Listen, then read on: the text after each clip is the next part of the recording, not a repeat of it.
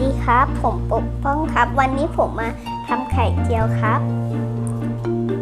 อันดับแรกเตรียมไข่มานะครับกี่ฟองก็ได้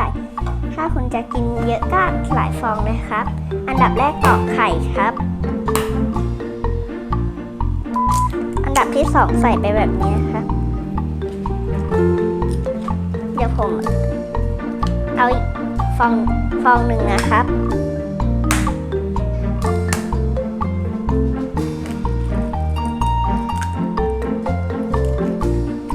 อันดับที่3ใช้ช้อนหรือส้อมตีก่อนนะครับแล้วค่อยใส่แม็กกี้หรือน้ำปลาก็ได้ครับใส่ไปนิดนึงนะครับ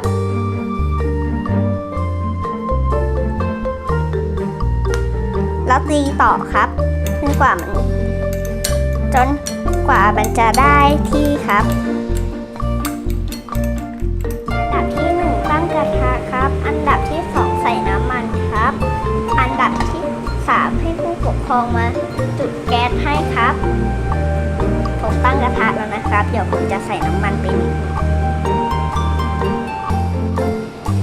ขั้นต่อไปพอใส่น้ำมันแล้วรอน้ำมันเดือดสักครู่ครับโอเคครับอันดับต่อไปครับล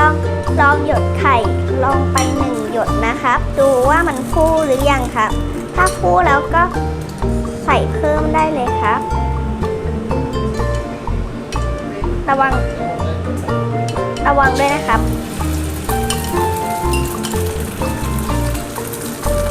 ต้องมีผู้ใหญ่คอยช่วยดูนะครับโอเคครับต่อไป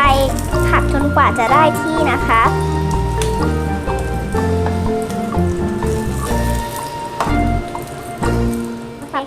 ต่อไปใส่จานแล้วกินได้เลยครับ